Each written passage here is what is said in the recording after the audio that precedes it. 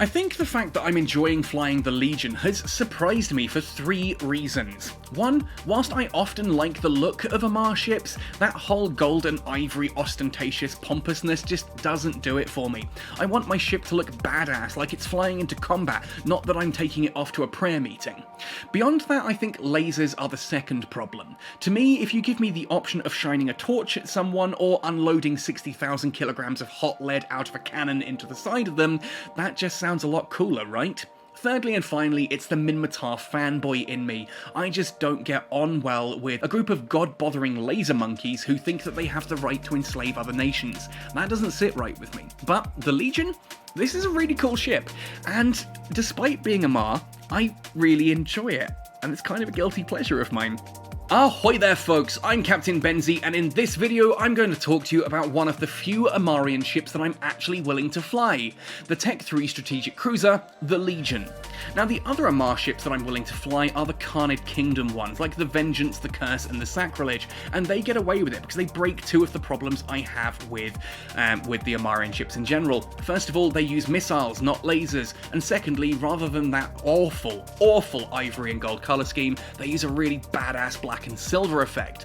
Now ultimately the Legion doesn't have that colour scheme, but I can put a skin on it later, but it does use missiles, and the fact that it's a Tech 3 strategic cruiser certainly gives points in its favour. Essentially, I can hook this up like I would a Tengu, but rather than being shield tanked, it's armour tanked, and that gives me an interesting option to use if we come across a Magnetar, and I don't want to take the Tengu into that. Therefore, I've skilled into the Legion, I've been flying this around a decent amount recently, and I want to show you how I'm having fun with this. If you do enjoy this video, it's free, just hit the like button, really helps support this channel. Subscribe if you haven't already for all things EVE Online, and that way you make sure you don't miss any of my partner program giveaways. I will be giving away things like Omega, I'll be giving away sometimes Plex or other things as well, some skins. We'll see how things go. Finally, if you do want to go the extra mile to support this channel financially, you can do so by heading across to my Patreon, my PayPal, or my Redbubble merchandise store, all linked in the description of this video. Every dollar really helps me keep making content like this, and it means the world to me that people would pledge to support. Anyway, all that said and done then, let's jump right in to talking about the Amarr Empire Tech 3 strategic cruiser, the Legion. This is the fit that I've been running on the Legion recently.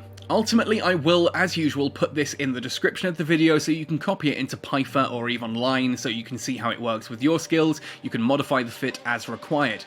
This is my fit. It works for me. There may be better ways of doing this, and I'd love to hear your thoughts and opinions in the comment section down below. I'm not an expert on this. I'm happy to keep growing and learning, and other pilots who've been flying a Legion for longer, certainly I would love to hear your thoughts. Now, I am running at a full level 5 in all of the Amarr subsystem skills. I'm only level 4 in the Amarr strategic cruiser skill. I view the strategic cruiser skills as less important than the subsystems. The subsystems are where the real bonuses to flying these ships come from. I get those to 5 first, then I start working on the strategic cruiser skill afterwards. Finally, the theory behind the fit is a simple one. I wanted an armor-tanked equivalent to the Tengu. Essentially, when I'm out and about running C3s in my Tengu, occasionally you come across a Magnetar, which is a big red no-no for the Tengu. That reduction to shield resistances makes it absolutely lethal to try and run those sights in a Tengu. I wanted an armor-tanked version of it that I could then use for those sights. I find a C3 Magnetar, I could undock this and go off. So, I used the Tengu as a benchmark. If I could get a Legion to do basically what the Tengu is already doing, then it should succeed, right? That was my theory, and it does seem to be working, and this is the fit. Let's start off then by talking about the subsystems. First of all, the core subsystem, that's the big prongs on the front of the ship. I've gone for Augmented Antimatter Reactor as my one here. This gives a roll bonus of a 20% bonus to the ship power output, giving you a bigger power grid to work with, which is really nice, and an additional 50 gigajoules of capacitor capacity. In addition to that, the Amarr core subsystem skill gives a 5% bonus to capacitor capacity, that's another 25% on top there, and a 3% or 15 at full training bonus to energy warfare resistance. Now, we have a lot of rats muting when it comes to C3 combat sites, so having something that makes our capacitor bigger, stronger, and more resistant to that kind of capacitor warfare seems an absolute no-brainer. The additional slots are quite nice as well, more low slots for tanking, and we've got a mid slot, something that the Legion drastically lacks. You can see I've only got 2 blasted mids on this, which is kind of scary when it comes to fitting a ship. I've not had like 2 mid slots since frigates, and even then most of them have more. For the defensive subsystem, I've said this before, I'll say it again, it's going to be the Covert reconfiguration. If a ship can fit a Covert Ops cloaking device, I will fly that ship. If I can put a Covert cloaking ops device on a ship, I will put it on the ship. So when you give me the option to add the ability to fit a Covert Ops cloaking device, I'm going to do it. That's just who I am. And it's actually got some really nice benefits as well. We've got that additional cloaking device CPU requirement has been reduced by 100%. Brilliant, no CPU requirement for running cloaks. We can fit the Covert Ops cloaking device, ding, and we have Covert Sinusoidal Field Generator. It's not important for me, but can be useful for other fits. Cloak reactivation delay, only 5 seconds. Very nice if you accidentally decloak yourself. We then get a 10-point bonus to Relic and Data Analyzer Virus Strength. Not that I run this for any form of exploration, I will just use my cheater for that. I do occasionally do it in the Tengu because I found a fit that does allow me to go exploring and hacking whilst still being capable of combat sites. Naturally, with only 2 mid slots, this is not that ship. That is not what we're going to be running for here at all. We again also get some nice bonuses to the capacitor here and to cargo, but we do get that penalty to signature radius. But it's mainly the capacitor capacity that's quite nice here, because again, bigger capacitor, more resistance to those newts. Under the Amarr defensive subsystems bonuses, however, 10% bonus to core and combat scanner probe strength, 50% at full training, means that while I'm out and about, I can combat scan if I want to, I can core scan as well, so I can scan down the wormhole that I'm in, check what else could be connected to it, nice and easily. Very useful thing to have, I think. 7.5% bonus to armor repairer effectiveness, that's 37.5% at full training. That is a big boost to the armor repairer effectiveness, lots of additional HP per cycle. And then a bonus to the benefits of overheating said armor repairers. So again, if you are in a real pinch and you're taking more damage than you think you can handle, you just quickly overheat and you get some massive buffs to the amount of armor repairing that is going on. For the offensive subsystem, it's going to be the assault optimization. We want this to be a ham legion, not a laser legion. So therefore, I need the one that has bonuses to heavy assault missiles. That shouldn't be a crazy thing to say. Now, this Amarr offensive subsystems gives us a 5% bonus, 25% of full training to light missile, heavy missile, and heavy assault missile damage, which is really cool. And a 5% bonus to rapid light missile, heavy missile, and heavy assault missile launcher rate of fire. It should be noted that this is pretty cool. We don't get a direct damage part here like we do on the Tengu. The Tengu gets that bonus to kinetic damage, and the Loki does also get similar bonuses to this, but it's notable the Loki doesn't get it to light missiles. It only gets it to heavy and heavy assault missiles, so we do get a nice bit of versatility going on here with the Legion and its missiles. Finally then, a 10% or 50% at full training to drone damage and hit points. More resistant drones with more damage, so we're getting nice amounts of damage for our missiles, and we're pushing the drones up. Cool, so we're going to be using some drones, right? Well, yes, 50 megabits of drone bandwidth and 200 cubic meters of drone bay. This is not like a secondary thing, really. It is a surprising amount of possibilities there. 50 megabits means we could launch 2 heavy drones. We can launch 5 medium drones, or we can obviously only launch 5 light drones as well, but hey, you're going to go for mediums or heavies, I think, here, and with that much of drone bay going on, you can carry plenty of them as well. You then get a 25% reduction in the power grid and CPU fitting costs of light missile launchers, heavy missiles, and heavy assault missiles. It's nice, and we get 7 high slots, 5 of which are launches. Gives us a good amount of option, a good amount of damage going on there. Finally, the propulsion subsystem. Now here, there are a couple of different ones we could go for. It was kind of a toss-up between going for this or the wake limiter. The wake limiter gave a bonus to afterburner usage and a reduction to micro warp drive signature radius penalty, if I remember correctly, and that is a bigger overall speed boost than the Legion will get here. Here you can see it's a 5% bonus to maximum velocity, 25 at full 5 training, whereas the wake limiter, it's 10% additional afterburner flight velocity.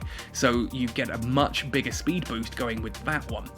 The reason I went for this though was because I wanted to bring that agility up so that I would be a little bit more maneuverable, and I wanted the low slots to push that out even further. The weight limiter kind of messed things around a little bit. Both of them do kind of work. I'm sure there are going to be some people who think the weight limiter is going to be the better option. This is working for me. The ship maximum velocity with this on is literally 0.5 meters per second slower than the Tengu is. So clearly it's not a big problem, right? Anyway, let's look at the actual fit and the modules itself. For the high slots, of course, we are starting off with Heavy Assault Missile Launcher 2s. I've got Rage fitted here just to showcase how this works, and you can use any heavy assault missiles that you like. Again, damage isn't going to matter because we're going up against sleepers who have Omni Resist, equal resistance to everything, so pick whichever you want. Carry Rage, carry Javelin, you will need both. I get a decent range of 17 kilometers out of these. It's not as good as some of the other versions, but it's it's okay. 17 kilometers is fine. I think like a Loki is going to get about 18 kilometers. The Tengu gets a bit more, but again, it's kind of how that just goes. You get, what you get in one place comes away in another. Ultimately, you can see 753.6 DPS with 5 of those Heavy Assault Missile Launcher 2s fitted to this ship. It's pretty solid damage, right? That's more than the Tengu's putting out at that point, which is pretty sweet. Of course, I've gone for a expanded probe launcher because I want to be able to both core and combat probe. I've talked about why in other videos. Long and short of it is that I want to be able to scan down the things I need to scan down with core probes, and having combat scanners means in a fleet situation I can quickly drop that in, not have to worry about refitting, just check if someone's there. Sometimes just ratting with the combat scanner probes out as well is enough to scare people away because they think someone else is scanning and doing stuff. It's not guaranteed, but I like to think that works. Finally, Covert Ops Cloaking Device 2 in the high slot because I'm gonna fit that. Mid-slots. Mid-slots are pretty dull here. I've gone for a 10 meganewton Afterburner II. I would probably upgrade this to something a bit faster, which would then push it higher than the Tengu. It's notable my Tengu is running Dead Space gear, whereas I'm getting 0.5 meters per second slower with a standard 10 meganewton Afterburner II. I'll probably bling this out a little bit later on. Not too worried about the cost going up that little bit there. 10 meganewton Afterburner 2 is doing the job. It's probably nice to have something a little bit more powerful, as you'll see later in the combat demonstration. Finally then, a Thukker large cap battery, apparently damaged because I haven't repaired my ship since overheating it, but there we go. 15% damage, we can ignore that. Thukker large cap battery is just helping us maintain this beautiful capacitor stability there, 63.3%. We can be dual neuted in these combat sites and still be cap stable. 3 newts, however, will push us over, but as long as there's only 2 on you, you are cap stable, which is pretty sweet. For the low slots, starting off then with tank. First of all, a Corpum C-Type Medium Armor Repairer. Straight up, we want something that can repair our armor, right? Then we want something to make our armor stronger. So I've gone for Thermal Energized Membrane 2 and a Multispectrum Energized Membrane 2. This, when activated, gives us a beautiful resistance profile here, 78%, 74%, 63 and 74. There's a little bit of a kinetic hole there, but we're not going to stress that too much. This also twins in with the Damage Control 2 that's in there. Again, you might swap the Damage Control for, I don't know, you could swap that for another Multispectrum, I suppose. You'd still be nice and cap stable. You could even, I guess, just go straight for kinetic and push that right up so that all 4 resists are above 70%, but again, I'm finding this is doing the job just fine as it is. Our last 3 slots, I've gone for 2 Ballistic Control System 2s and a Missile Guidance Enhancer. The reason for the Guidance Enhancer is to get that little bit of extra range and a little bit better application coming out of things there. Nothing too crazy. I'm sure some people, especially if you've got 5 in all of the missile support skills, you might just end up swapping that for another Ballistic Control System. I don't know, maybe the application is important to you. I'm finding one of those is enough. Anything more than that I think would be overkill, but again, I could probably swap that for a Ballistic Control System too. I haven't actually tried that, and that might be worth doing a video on in the future. Finally then, for the rigs, a medium Nanobot Accelerator 2, a medium auxiliary Nano Pump 2, and a medium EM Armor Reinforcer. Again, that helps us push the EM resistance up. There's a decent amount of EM damage from sleepers, so I wanted that to be just that little bit higher than it was, pushed it up nice and high there, and having these two just means that that armor repairer is doing a little bit more with its time. I mean, heck, you can see 751 HP repaired every 7.7 seconds, basically 100 HP per sec. It's not incredible. There are times when you're going to want to overheat that, and overheating it does become absolutely bonkers at 848 HP per 6.1. Again, you can work out how much that works out to per second, but again, I like to this is more than enough. That does more than enough on its own. I did panic the first time I took it out because it's like I'm taking a lot of damage, then the armor repairer cycled and repaired everything. I was like, oh yeah, armor just repairs slower. I'm used to shield tanking. I do have equal skills actually in shield tanking and armor tanking, but I don't armor tank as often as shield tank, and so I'm just not as visually used to it. Now, with this fit, we do have a bit of CPU and a bit of power grid left, so there are plenty of opportunities to bling things out here.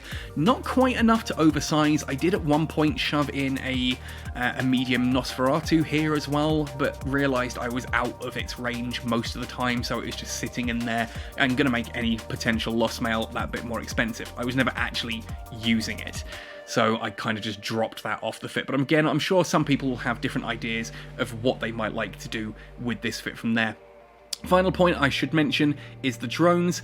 We've got a decent amount of drone DPS here, at a good range as well, 57 kilometers. We can get 5 medium drones out there, which is, again, it's not a humongous amount of damage, but it means that 753 is actually a lot higher. It's deceptively powerful. It pushes us over some limits and does really, really nice things. Anyway, enough of me talking about the fit. Let's show this in action.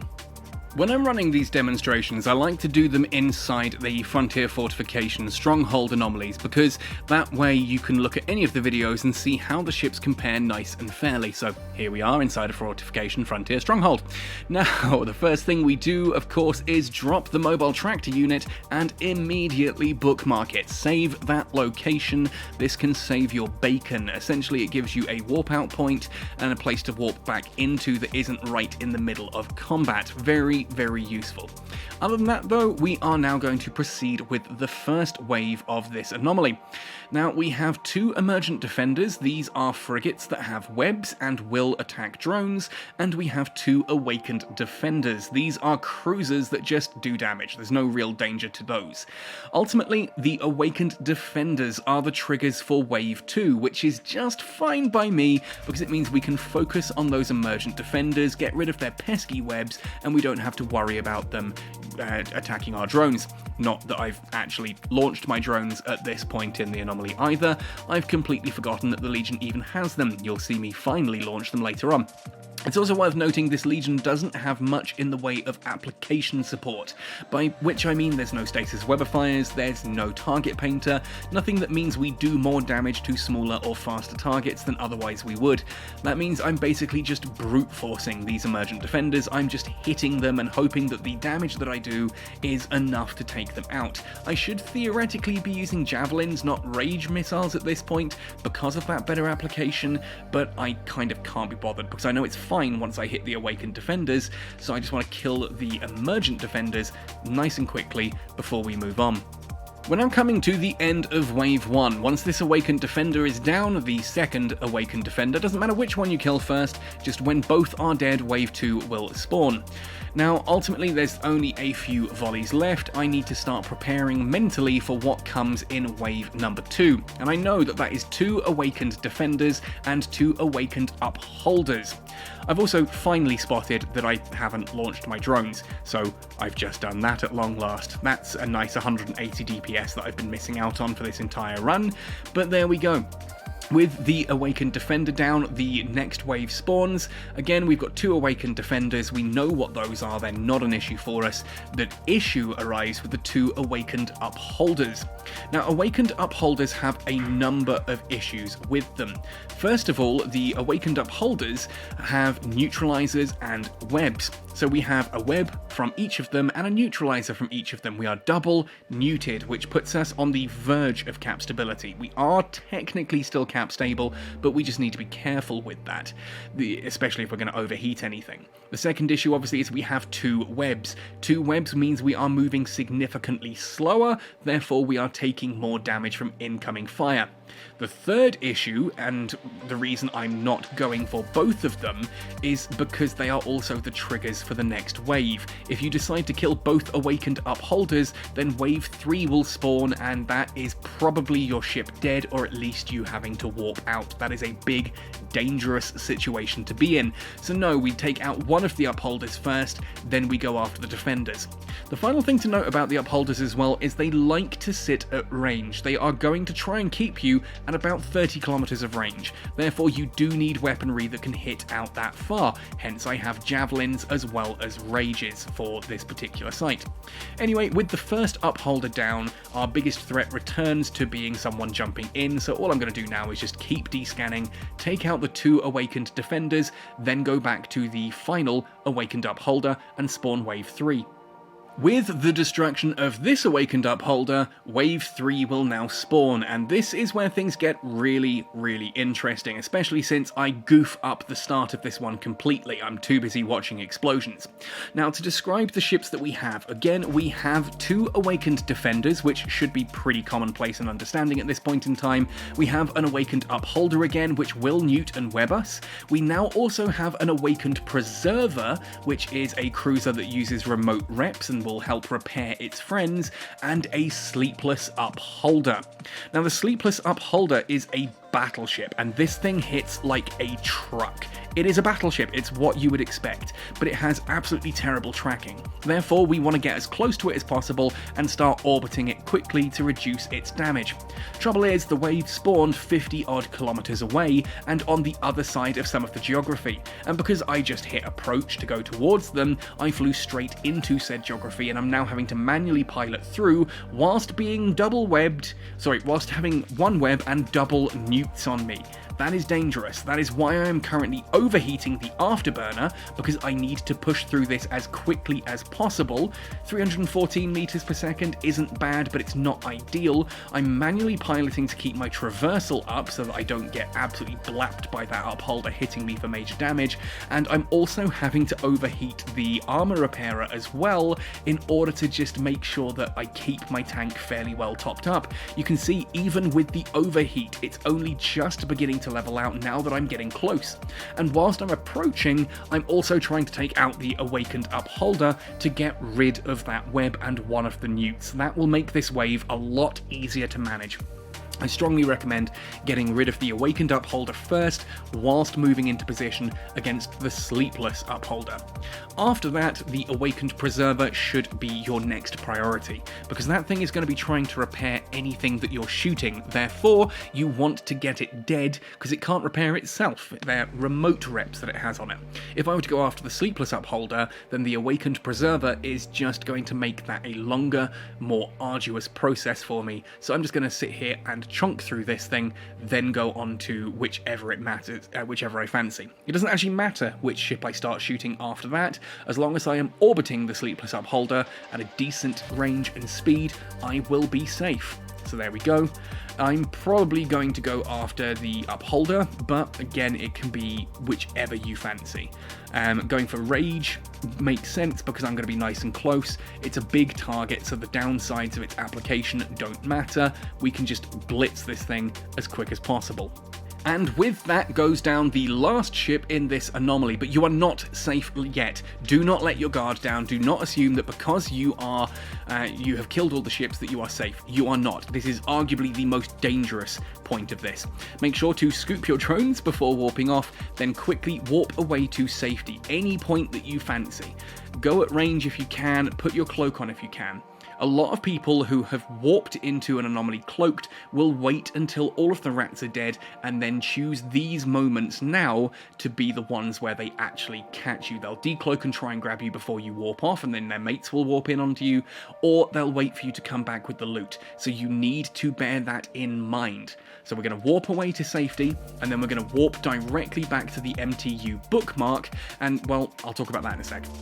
Now, some people may argue that I should have warped back in cloaked. I would argue it doesn't really matter, because I'm warping in at 0 on the mobile tractor unit. My aim here is to warp in, the second I'm on grid, open the cargo and loot absolutely everything, quickly scoop the MTU, and then get to safety. I am keeping my eyes firmly on that combat overlay to make sure that no one is decloaking at this point. I want to get in and out as fast as possible, then I will remove the bookmark. Now I am finally safe, because I'm warping, I can cloak while I warp, I can figure out where I'm going from here, or I'm safe in regards to this combat anomaly. The anomaly is cleared, and I am cleared of it. My only worry now is, obviously, if there's a gate camp waiting on any of the wormhole entrances on my way back. But there we go, folks. That is everything for this video on the Legion. It technically has better stats than the Tengu, but I personally find it a little bit less fun to fly. I still enjoy it. I think it's a great ship, and it is perfect for those times when I find a Magnetar with a load of C3 sites in it that I can run. But for the most part, I'm still going to be using my Tengu, I think, for this. But I think everyone has their own personal thoughts and opinions. I'd love to hear yours in the comment section down below. Which of the tier 3 cruisers do you enjoy most? What do you think is most fun? How would you change this fit to work better for you? Anyway, folks, thanks for watching, happy sailing, and see you all in New Eden!